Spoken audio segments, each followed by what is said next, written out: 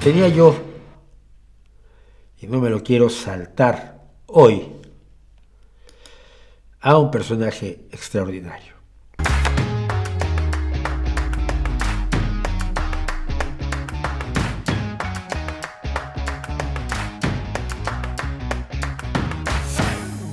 El inquisitivo Yusuf Karsh. Seguro que, pero estoy casi seguro que nunca han oído hablar de Yusuf Karsh, pero han visto esto. Seguro han visto esta foto. Esta es la foto icónica, clásica, definitiva de Winston Churchill. Está tomando una visita de él a Canadá, por cierto, cuando habló en la Cámara de los Comunes de Canadá. ¿En Cámara de los Comunes o en el Congreso? No me acuerdo. Habló con los legisladores canadienses, pues, y le tomaron esta foto. Y seguramente ustedes saben que esta foto se utiliza en el billete de 5 libras del Banco de Inglaterra desde el 2013.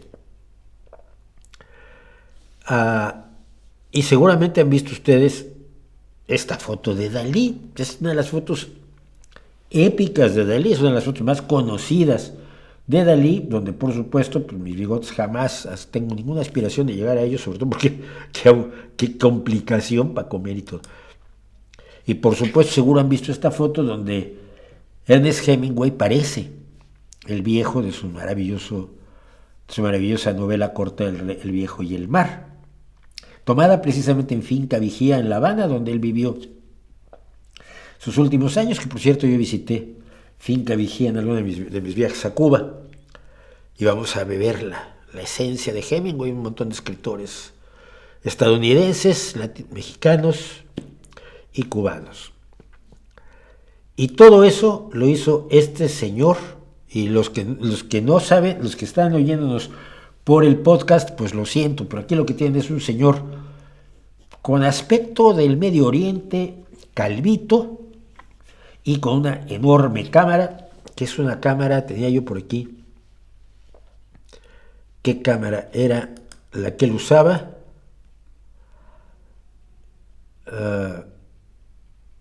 Una Calumet C1 de 8x10. 8x10 son 8x10 pulgadas, es el tamaño de la placa de película que usa. Esas placas de película se meten dentro de un soporte de película, se meten en la cámara y se sacan lo que oculta precisamente la película para poder tomar la fotografía, y luego vuelves a meter la cosa una lámina que oscurece la fotografía para poderla sacar, revelarla y luego imprimir los negativos, que es lo que se hacía en la fotografía antes de que hubiera fotografía digital. Una cámara de este tamaño con un negativo de 8x10 pulgadas, o sea, 25 centímetros por 40, no me acuerdo. ya se me fue, 25x18, así algo así era, 25x15. El chiste es que es grande, y ese tamaño de negativo te permite capturar un detalle que no te permiten las cámaras de 35 milímetros que yo solía usar, ni mucho menos te lo permiten las cámaras digitales, salvo las cámaras con sensores muy grandes, como las cámaras de medio tamaño, como la Hasselblad o la Mamilla. ¿Por qué conozco yo a este señor? Que se llama, decíamos, Yusuf Karsh. Lo conozco porque lo que más me gusta a mí hacer... Uy, no sé qué esto está yendo aquí, pero vamos a bajarlo. Porque lo que más me gusta hacer a mí en fotografía, y lo que hice durante muchísimo tiempo, pues fue precisamente retrato. En mi caso, yo me centré en el retrato femenino, y algún día verán cosas de lo que hice. Dediqué muchos años a esto. El señor Yusuf Karsh nació curiosamente en Turquía. Nació en Turquía el 23 de diciembre de 1908 y fue un sobreviviente del genocidio armenio que se llevó a cabo, ahora sí les digo en qué fecha. Genocidio armenio fue de 1915 a 1923.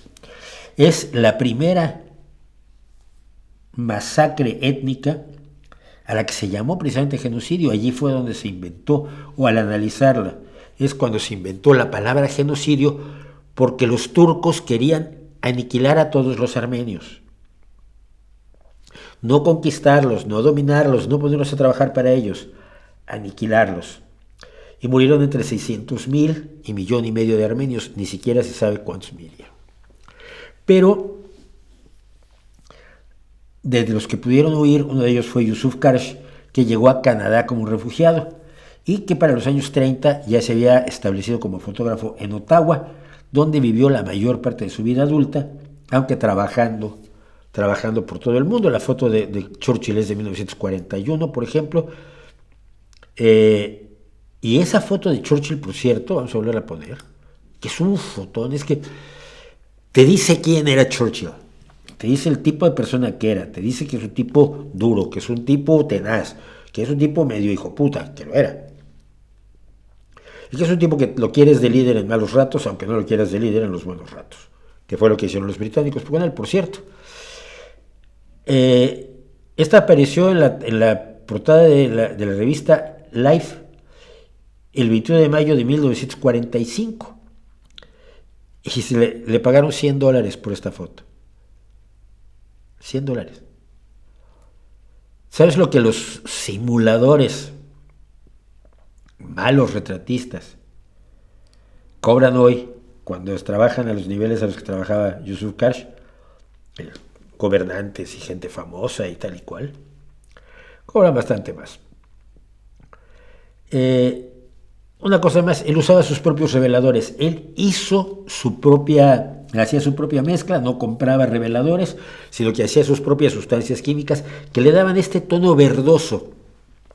Las fotos reproducidas de Karsh son blanco y negro vil, pero cuando es una fotografía procesada directamente por Karsh, tenía estos tonos verdosos que me encantan por otro lado.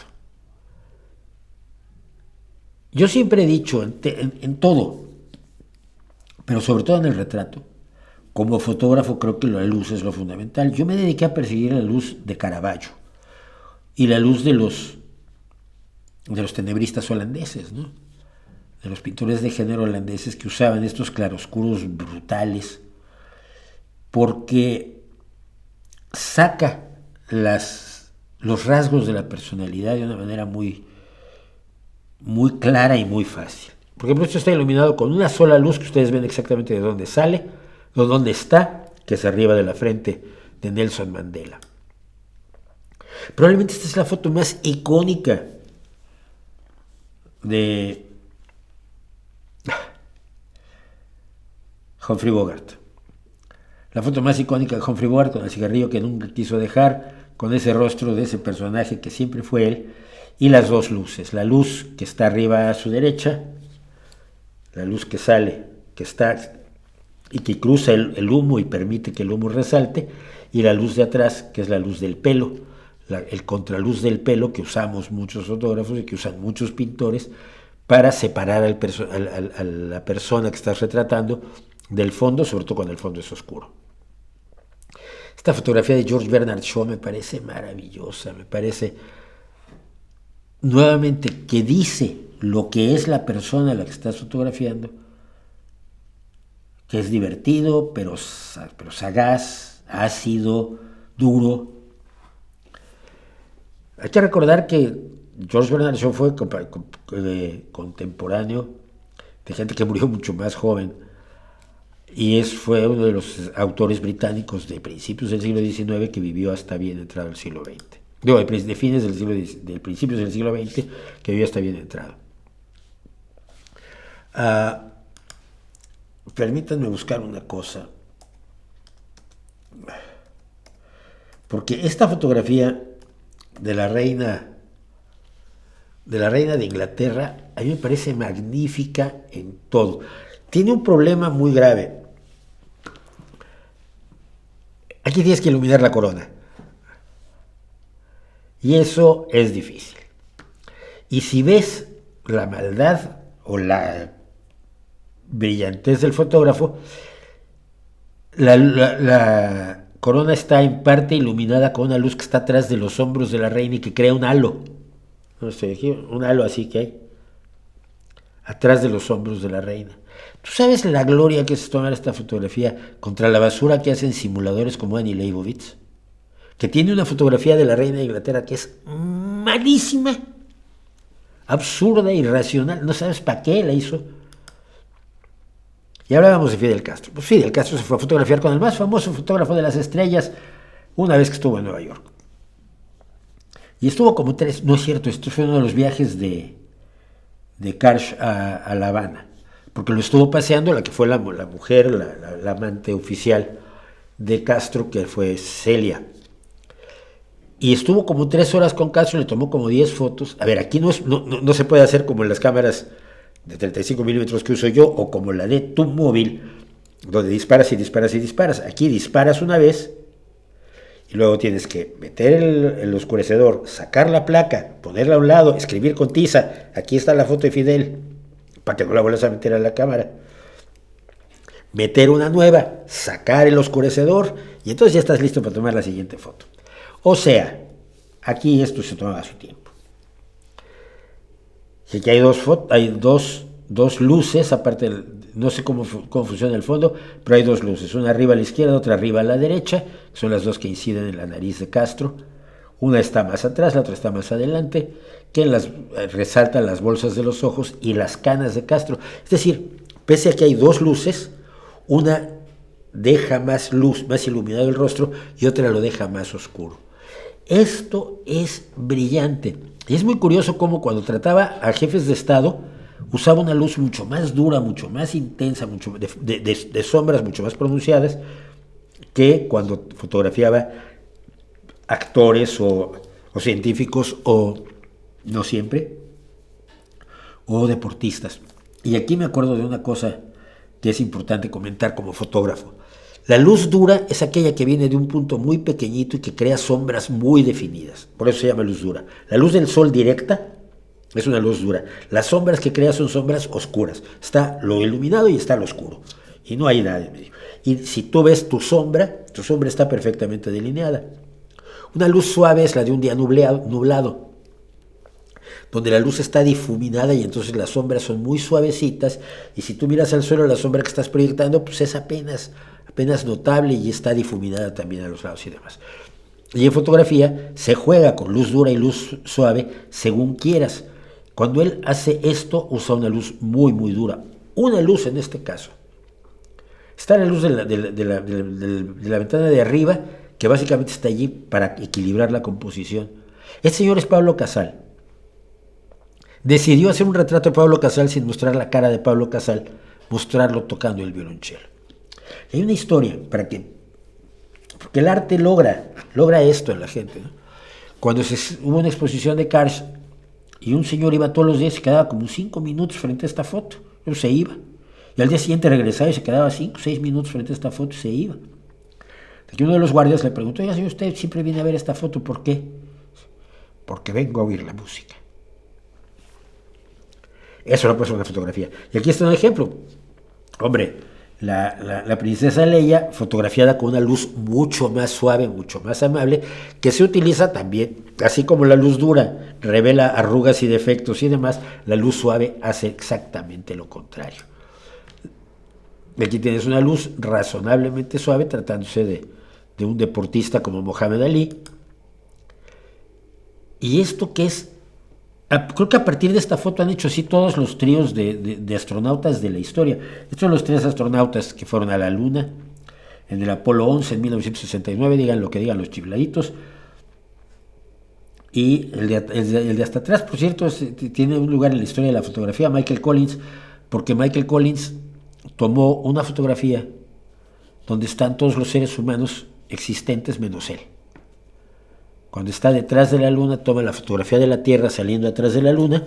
En la Luna están sus 2 compañeros, pues Aldrin y Neil Armstrong. Entonces en la Luna están ellos 2 y en la Tierra pues estamos todos. Yo ya estaba, ¿no? En 1969, yo vi la llegada a la luna con mi abuela.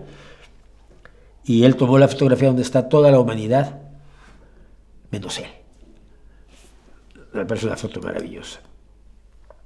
Esta foto me parece aún más maravillosa y les voy a decir por qué. Sí está bien iluminada, la iluminación está a la derecha, tiene la luz de atrás, que fundamentalmente también sirve para equilibrar la composición, pero el que está atrás es Chico Marx, caracterizado como Chico Marx, el de todas las películas de los hermanos Marx. A la derecha, por supuesto, está Harpo con la peluca que lo caracteriza como Harpo Marx, que lo caracterizó en todas las películas. Y al frente está Julius Marx. Digo, sí, Julius, porque Harpo era Adolf. Está Julius Marx, el Groucho legendario, sin caracterizar. Los otros dos están como en las películas y él, el de enfrente, no está caracterizado con ese bigote de grasa y esas cejas de pintura grasienta de la que se usaba para el maquillaje allá a principios del siglo XX, fines del XIX, sino que está como una persona normal y corriente. Me parece sumamente invitadora a la reflexión esto. Esta fotografía de la Madre Teresa de Calcuta, miren, tiene una luz durísima, obviamente sus arrugas había que destacarlas, pero sobre todo, pese a lo que usted quiera hacer con esta foto para representarla como una mujer llena de bondad, además, yo lo que veo es un animal ponzoñoso saliendo de la oscuridad. La profunda maldad, el desprecio por el dolor humano, el egoísmo pleno de que el sufrimiento de los demás le servía a ella para ir al cielo, que la caracterizó siempre y que se denunció en numerosas ocasiones, lo veo allí enormemente presente. No está allí para hacer el bien, está allí para hacer cosas que le den puntos para quedar más cerca de Dios cuando vaya al cielo. O sea, si este era el infierno, que no lo creo, ojalá se esté pudriendo en él. Y aquí tenemos una luz mucho más suave. Este es Jonas Salk, el creador de la vacuna para la poliomielitis.